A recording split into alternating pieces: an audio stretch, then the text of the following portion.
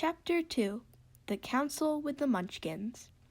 She was awakened by a shock, so sudden and severe that if Dorothy had not been lying on the soft bed, she might have been hurt. As it was, the jar made her catch her breath and wonder what had happened, and Toto put his cold little nose into her face and whined dismally. Dorothy sat up and noticed that the house was not moving, nor was it dark, for the bright sunshine came in at the window, flooding the little room. She sprang from her bed and, with Toto at her heels, ran and opened the door. The little girl gave a cry of amazement and looked about her, her eyes growing bigger and bigger at the wonderful sights she saw. The cyclone had set the house down very gently. For a cyclone, in the midst of a country of marvelous beauty, there were lovely patches of green sward all about, with stately trees bearing rich and luscious fruits. Banks of gorgeous flowers were on every hand, and birds with rare and brilliant plumage sang and fluttered in the trees and bushes. A little way off was a small brook, rushing and sparkling along between green banks, and murmuring, in a voice very grateful, to a little girl who had lived so long on the dry, gray prairie. While she stood, looking eagerly at the strange and beautiful sights, she noticed coming toward her a group of the queerest people she had ever seen. They were not as big as the grown folk she had always been used to, but neither were they very small. In fact, they seemed about as tall as Dorothy, who was a well-grown child for her age, although they were, as far as looks go, many years older. 3 were men and 1 a woman, and all were oddly dressed. They wore round hats that rose to a small point a foot above their heads, with little bells around the brims that tinkled sweetly as they moved. The hats of the men were blue. The little woman's hat was white, and she wore a white gown that hung in plaits from her shoulders. Over it were sprinkled little stars that glistened in the sun like diamonds.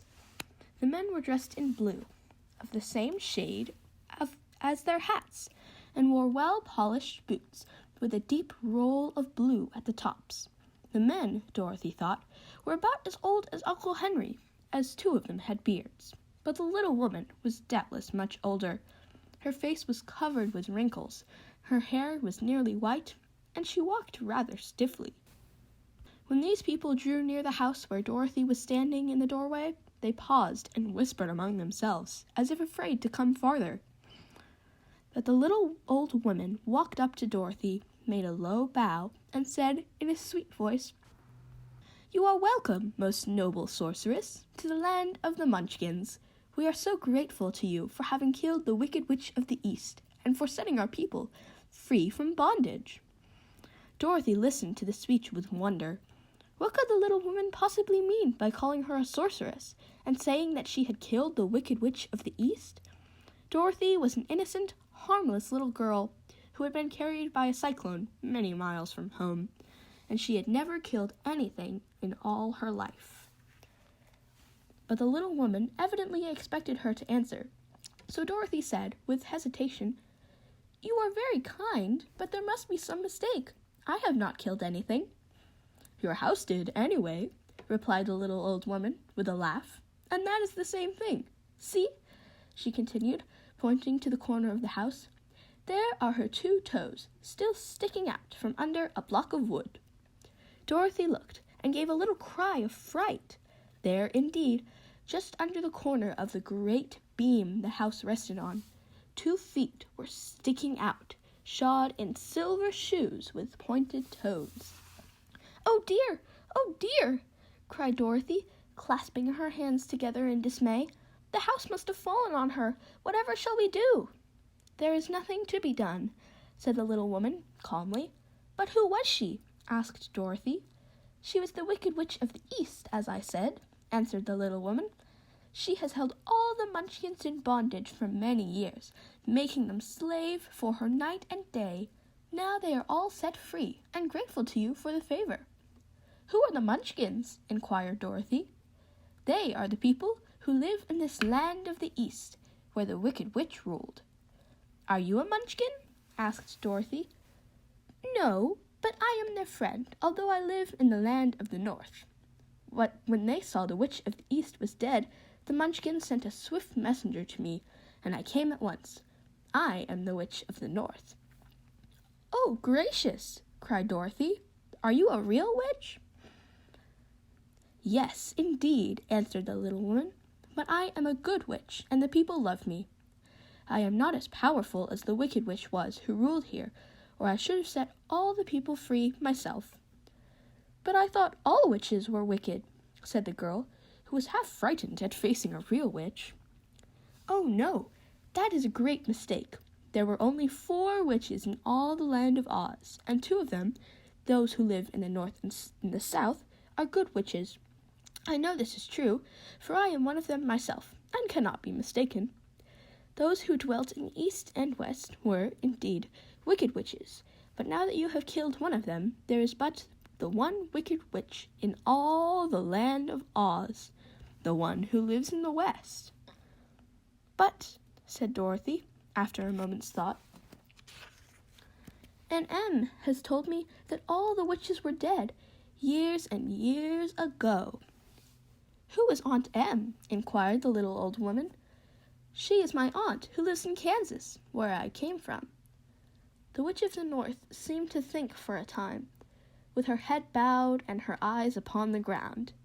Then she looked up and said, "I do not know where Kansas is, for I have never heard that country mentioned before. But tell me, is it a civilized country?" "Oh, yes," replied Dorothy. "Then that accounts for it. In the civilized countries, I believe there are no witches left, nor wizards, nor sorcerers, nor magicians. But, you see, the land of Oz has never been civilized, for we are cut off from all the rest of the world. Therefore, we still have witches and wizards among us." "Who are the wizards?" asked Dorothy. "Oz himself is the great wizard," answered the witch, sinking her voice to a whisper. "He is more powerful than all the rest of us together. He lives in the City of Emeralds." Dorothy was going to ask another question, but just then the Munchkins, who had been standing silently by, gave a loud shout and pointed to the corner of the house where the wicked witch had been lying. "What is it?" asked the little old woman, and looked, and she began to laugh. The feet of the dead witch had disappeared entirely, and nothing was left but the silver shoes. "She was so old," explained the Witch of the North, "that she dried up quickly in the sun. That is the end of her. But the silver shoes are yours, and you shall have them to wear." She reached down and picked up the shoes, and after shaking the dust out of them, handed them to Dorothy. "The Witch of the East was proud of those silver shoes," said one of the Munchkins, "and there is some charm connected with them, but what it is, we never knew." Dorothy carried the shoes into the house and placed them on the table. Then she came out again to the Munchkins and said, "I am anxious to get back to my aunt and uncle, for I am sure they will worry about me. Can you help me find my way?" The Munchkins and Witch looked at one another, and then at Dorothy, and then shook their heads. "At the east, not far from here," said one, "there is a great desert, and none could live to cross it."